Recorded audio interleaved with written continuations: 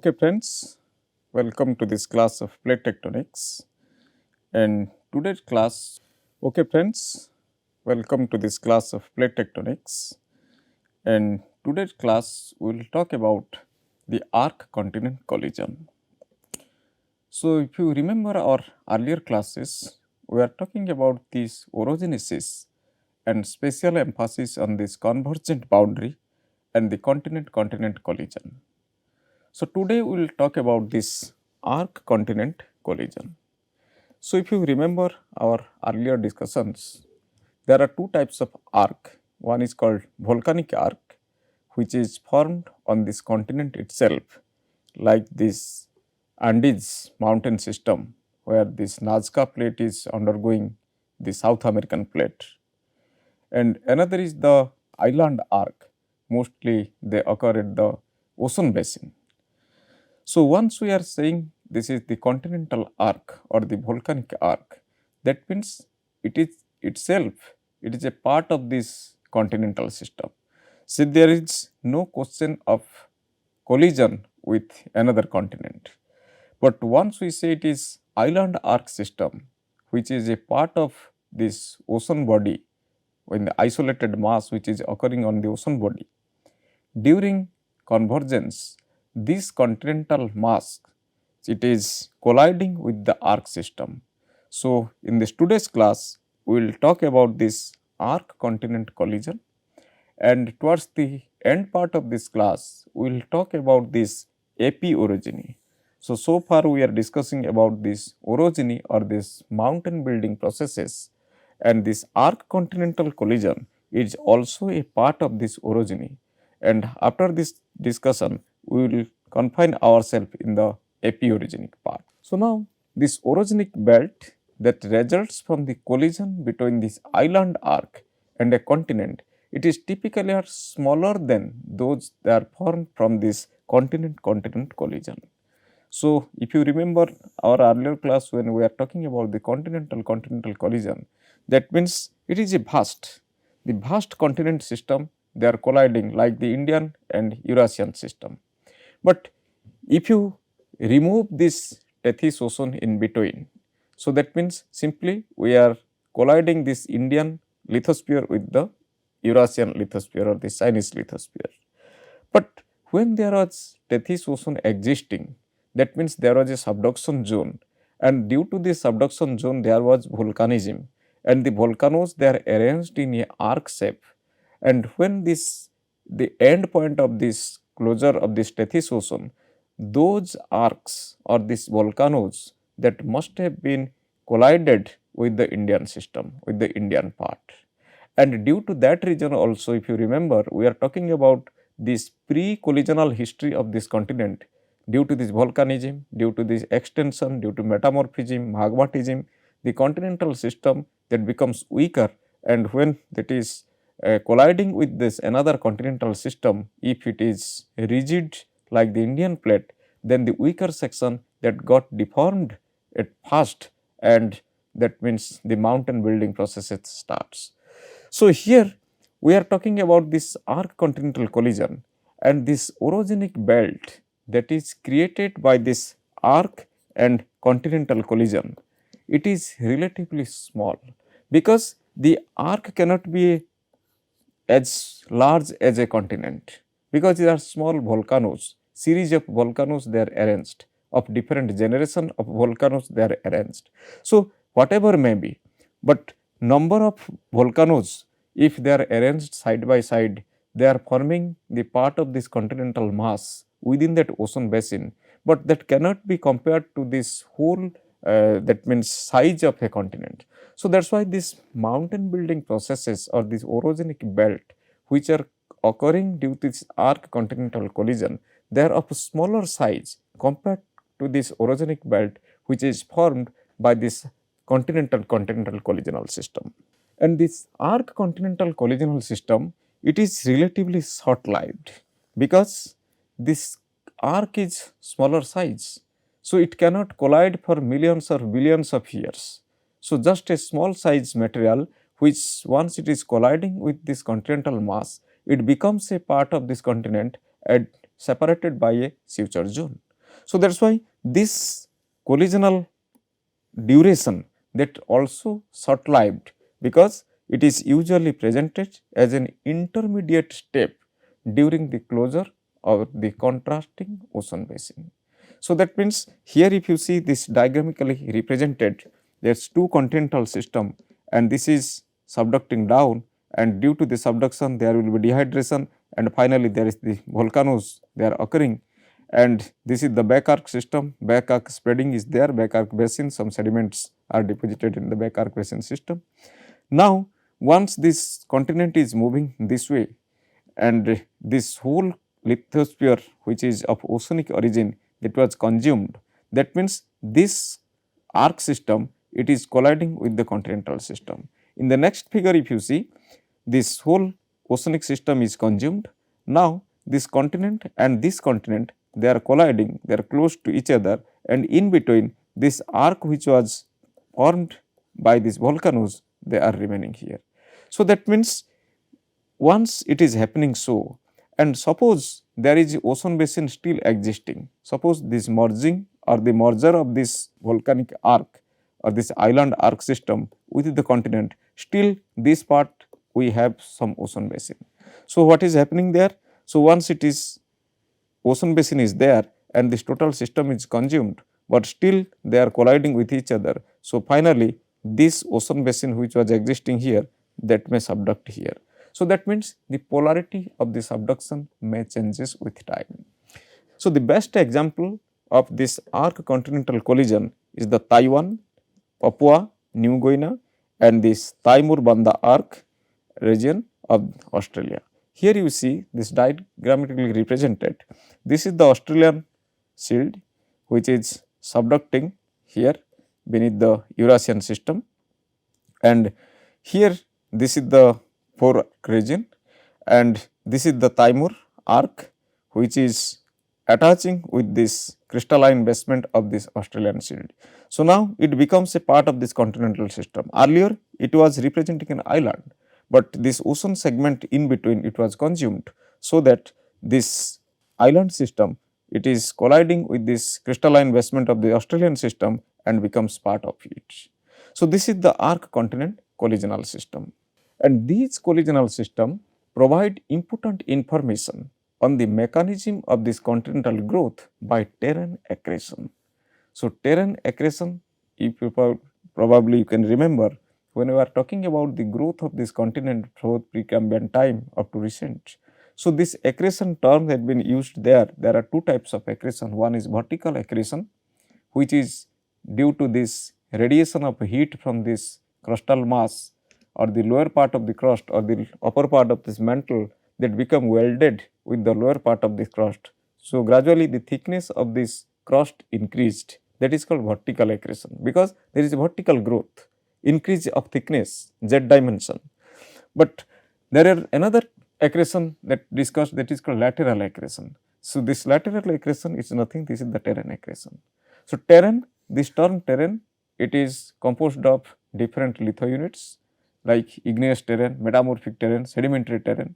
So, now if you see here, we have two continental system, that is continental terrane or this igneous or metamorphic terrane. Now, we have magmatic activity, that means we have igneous terrane here. Then once it is a basin, we have sedimentary bodies, so sedimentary terrane.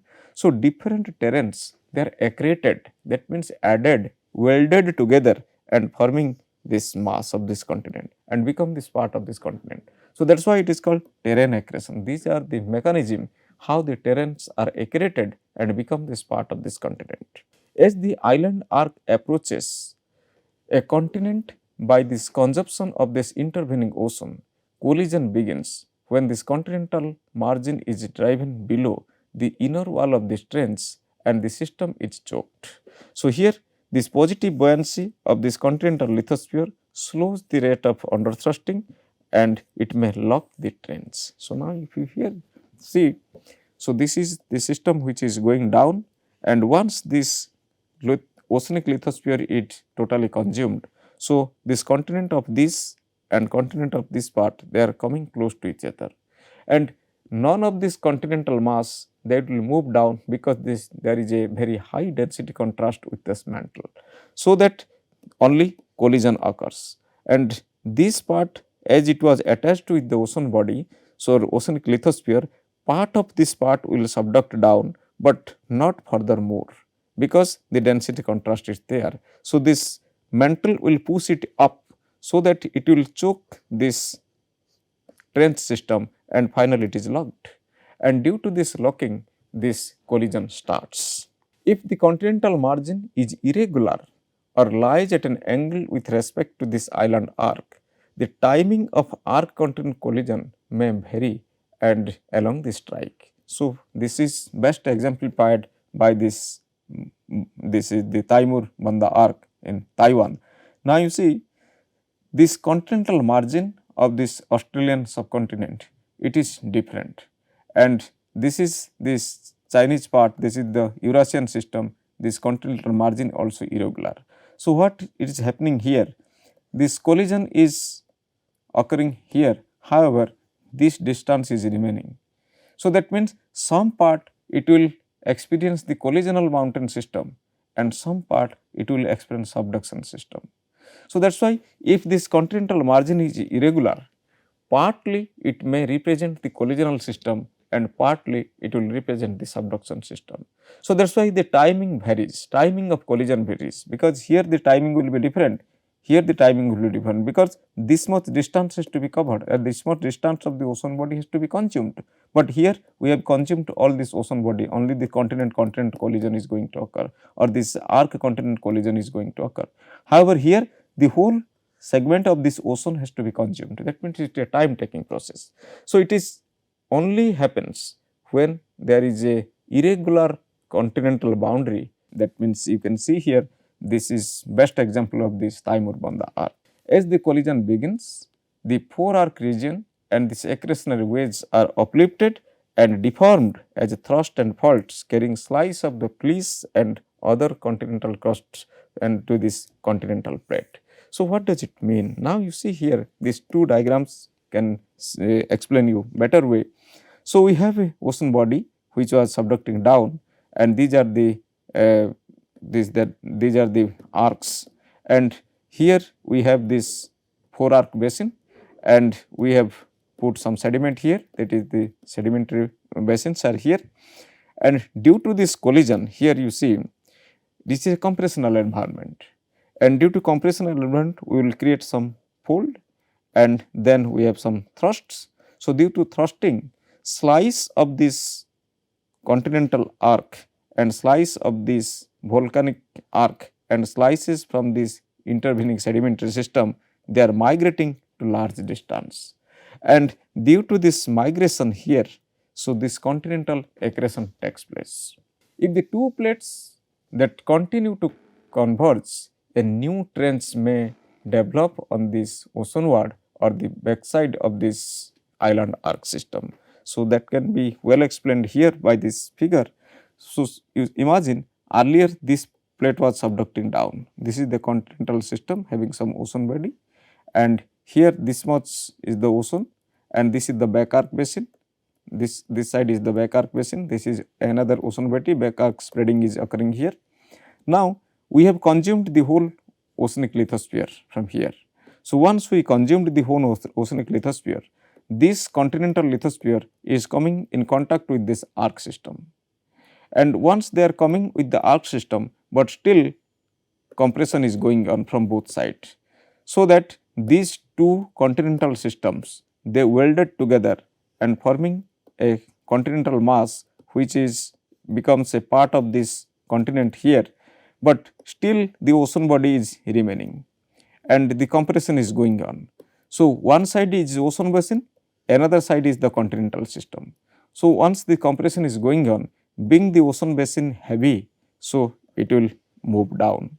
So, that means now you see earlier this subduction was going on and the subducting plate was from this side, but now the subducting plate is from this side. So, this polarity of the subduction is changing, and this is here this Taimur Banda arc region is an example of this arc continental collision, and this overlapping or this change of this polarity of the subduction system. So, that can be explained here with geological time. Prior to 3 million years, oceanic lithosphere of this Indo-Australian plate, it was subducted northward beneath the Eurasian plate at the Java Trench. Here you can see this is the Java Trench and this is the Indo-Australian plate. It was subducting down. If you see here, this is the subduction zone. This is the triangle which is indicating the abducting plate. This is the abducting system and this was the subducting down. And after that what happened? This subduction created Banda volcanic arc and is a north dipping Benioff zone that extends up to a depth of 700 kilometer. This is the deepest subduction zone, that is 700 kilometer, that has been reported here. So, now if you see here, this one it was subducting northward and we have a subduction zone which is dipping towards north. But after that what is happening here, between 3 million years to 2 million years, subduction brought the Australian continental lithosphere in contact with this Banda arc, and part of which is thrust southward over the colliding Australian continental margin.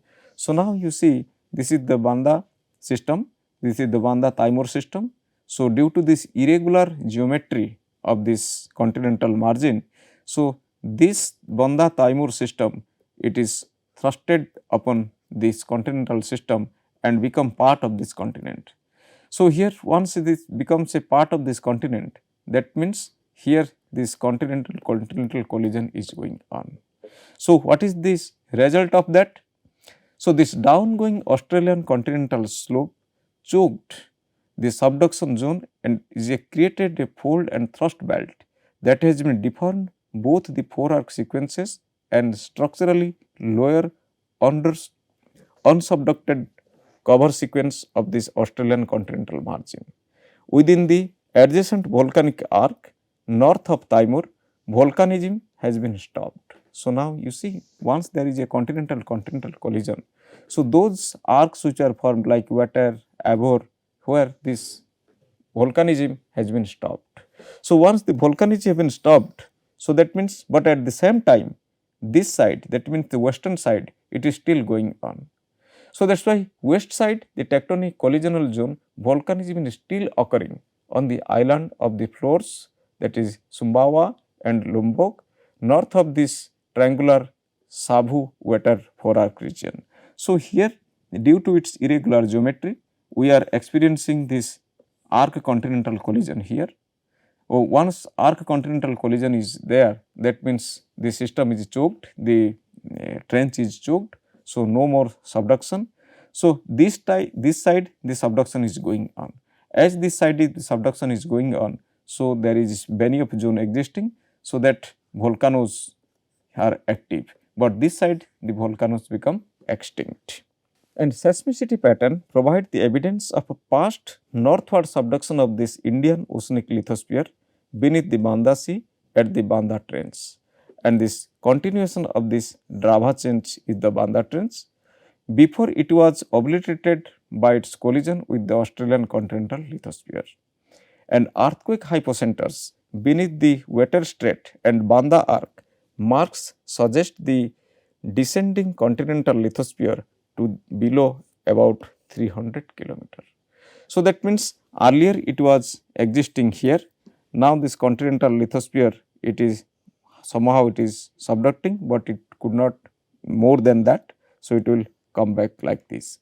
So, that is why this Banda Timor system, it becomes a part of this continental system, and if more islands are existing, that will also collide with this system and becomes a part of this continental system zone. So, now this is the seismic profile.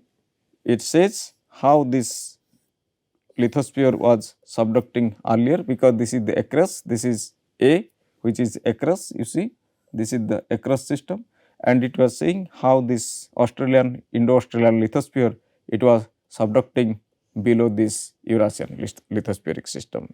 And this tomographic image of the Banda slab, vertical section through this tomography model along and across the Tamo arc says this system was subducting earlier, but now it is representing this arc continent collision zone. And earthquake record suggests that the upper and the lower part of the subduction zone of the Taimur region is now logged. So, once it is logged, that means no more seismicity inside, but once it is subducting down, that is the western part, this side, the seismicity is there and Benioff zone is existing, but here no more Benioff zone is existing nowadays. So, north of this Banda Arc, two north directed thrust fault has been developed. Now, if you can see here, we have north direction, that means two thrust has been developed. One is floor thrust, another is the water thrust, and these thrusts are nothing. These are the indicator of the subduction. So, that means earlier the subduction was from this side here, but now the subduction is this side. Similarly, if you see earlier this thrust was up to dipping towards north, now the thrust they are dipping towards south. So, north dipping thrust was there, now south dipping thrust is there. So, in between this is the Banda or Taimur arc which is welded with the Australian system, and in future there will be a subduction zone here, there will be a subduction zone. So, whatever this oceanic lithosphere is remaining here, that will subduct down along this Australian system or below the Australian shield. Now, terrane accretion and continental growth. Whatever we have discussed so far, this continental arc collision, continental collision and this subduction system. So, all this system, it says there is accretionary system in the terranes. So, many orogens are composed of a college of fault bounded blocks that preserve geologic history underlying to those of these adjacent rocks. So, here if you can say different thrust sheets of different origin, that means originated from different depth, they are migrating due to this collisional system and they are welding the different rock types generated at different depth together, and this is called this terrane accretion, and this terrane accretion is a prominent region for this continental growth. So, these units are known as terranes and may range in size from few hundreds to thousands of square kilometer. Terranes usually are classified into groups according to whether they are native or exotic and their adjacent continent and craton. So, these exotic terranes generally that are derived from large distance, for example, Himalayan thrust sheets. This migration is large distance, they are the exotic terranes, and native terranes, that means in situ terranes which are just exhumed and coming from those original places. So, exotic or the allophthalmos terranes are those that have moved relative to the adjacent bodies and in some cases have travelled very great distance. The boundaries of the terrane may be normal, reverse or strike slip fault. Occasionally, they may preserve thin ophiolites, blue schist or highly deformed fleece. So, this ophiolite, blue schist and highly deformed fleece, that depends upon which portions this slice has been segmented and it has been migrated. If it is coming from this continental collision zone, or it is coming from this subduction zone where this oceanic lithosphere and this continental lithosphere they are in contact with. So, that is the blue schist system, and if it is ophiolite, that means it is the oceanic part, and it is fleece sediments, that is the back arc basin or the fore arc basin sediments. So, that means now you see we have ophiolites, that means it is of basaltic rock or this total lithosphere, oceanic lithosphere, and we have blue schist facies, that is the oceanic lithosphere which is totally metamorphosed. Then we have sediments, so that origin is different.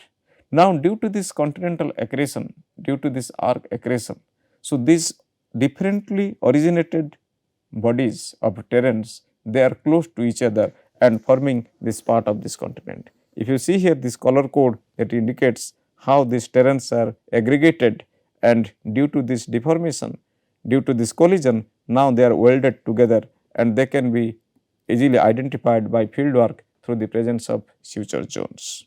And the differentiation and the analysis of terranes is one of the most useful approaches to determine this long term evolution of the origins, the mechanism of this continental growth and the origin of these constituent components of this continental lithosphere. So, where this terrain is coming and what is the nature of this terrain.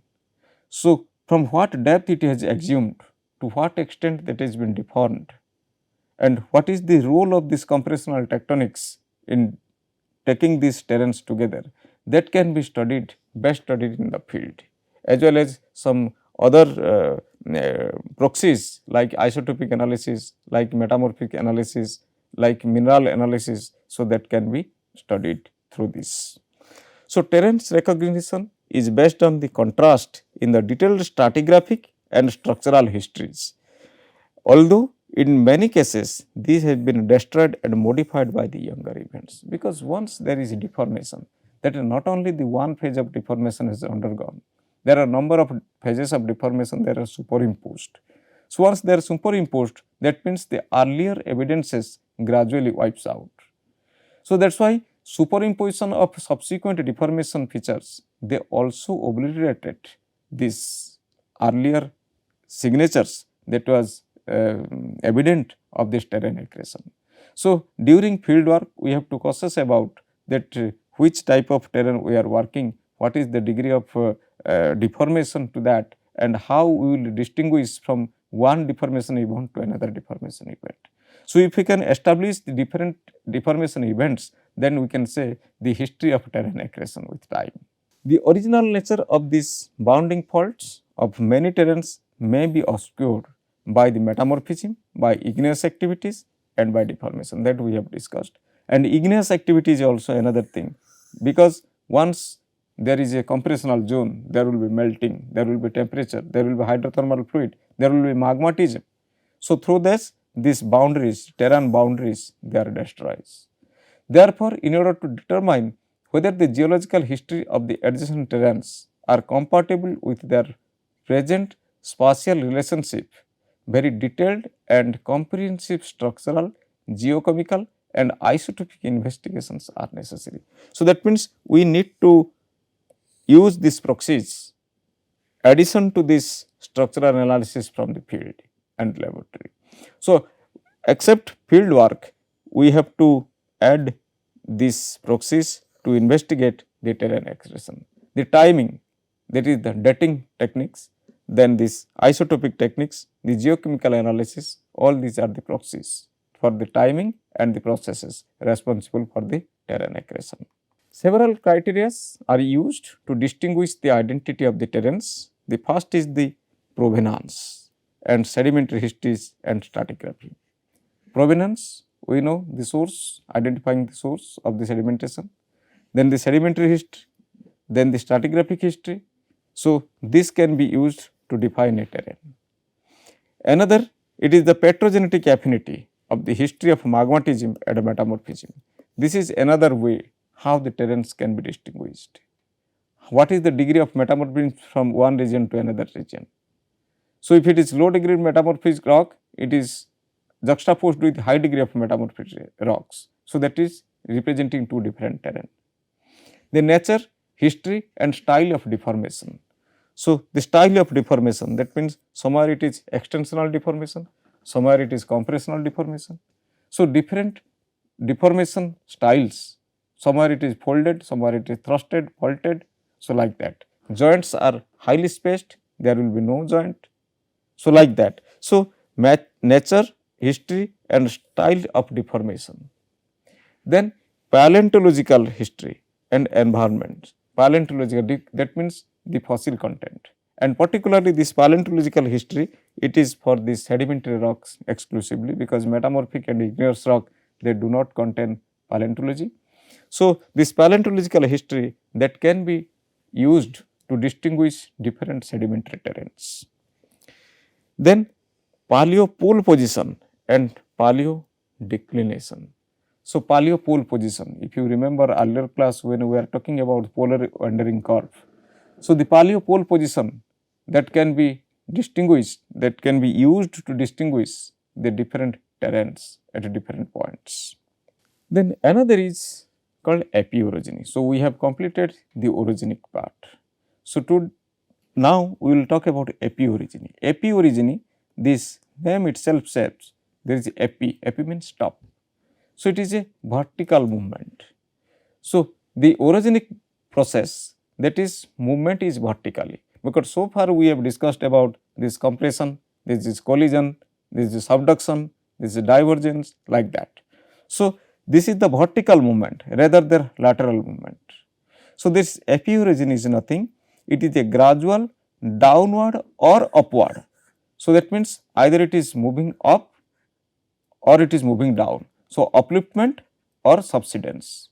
So, either of this case, this continental crust that is moving upward or downward vertically.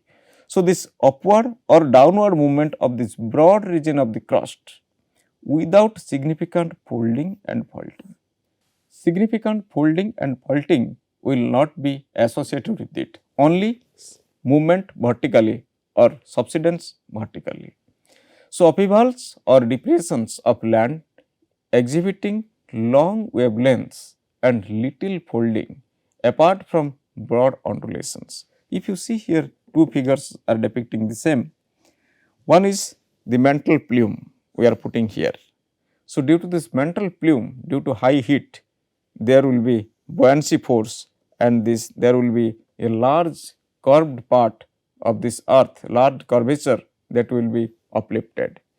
Similarly, if there is rifting, earlier there is a block and finally it is started rifting. So, that means gradually it will create a depression of larger wavelength. So, subsequently it will convert it to a ocean basin. So, this subsidence and this upliftment, it is occurring without this major folding and faulting events. So, this process comes under this epiorogenic movement. So, the movement may be one of subsidence towards or uplift from the center of this earth. Either it is moving up or moving down, and the movement is caused by a set of forces acting along an earth radius, such as those contributing to isostasy and faulting in the lithosphere. Isostasy, we know, this is the state of same stress that is at certain distance from the surface of this earth. That is representing the isostasy. Iso means same, stress means pressure. So, same pressure, it is exerting the earth's different columns, they are putting same pressure after certain distance, and that distance is called equilibrium line. So, after that equilibrium zone, that will all these earth's blocks, they are putting similar pressure on this mantle. So, this is called isostasy. And another is faulting. Due to faulting, there will be vertical movement, there will be graben, there will be host, like that. So, due to faulting, due to isostasy, one particular block that may move upward, then may move downward.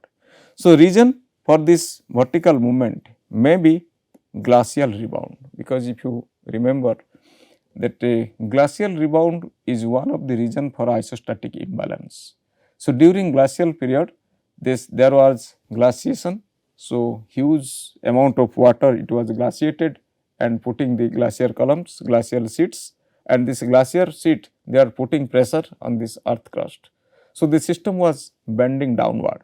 So, once there is interglacial period, so this glacier was melting. So, this pressure was unloading gradually, but still it could not retain its original position. So, the differences are lying. So, one is the glacial rebound, another is the heating of the lithosphere from below. So, that means mantle plume system. We are hitting this lithosphere from below due to magmatic activities. Then cooling of the lithosphere in the continental interior.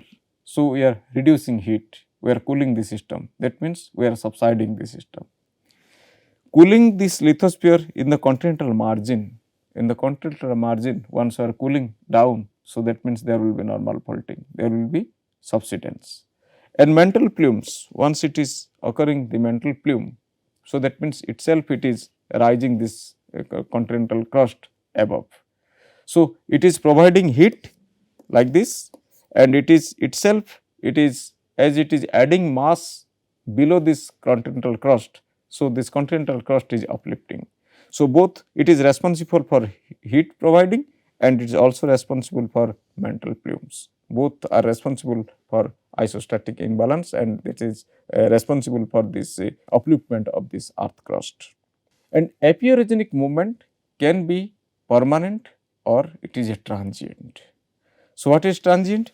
Transient upliftment can occur over a thermal anomaly due to convecting anomalously hot mantle and disappears when convection waves out.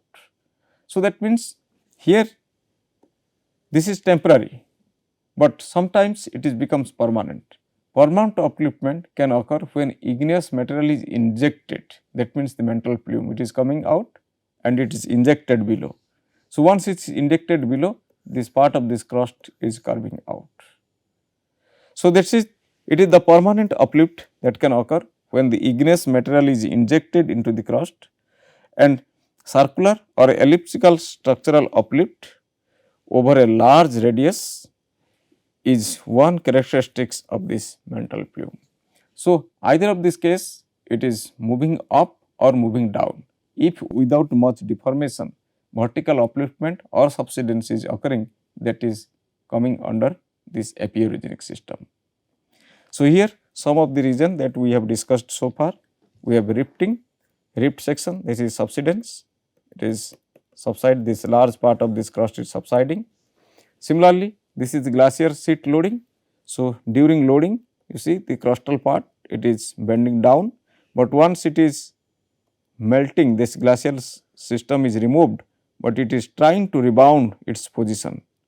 Similarly, this is the mantle plume, once the mantle plume is here it is providing some space. So, that is why to adjust this part is curving out, and finally, this will create a basin. So, it will convert it to this and subsequently it will convert to an ocean basin. So, these are the ways how the epiorogenic movement can be explained. So, thank you very much, we will meet in the next class.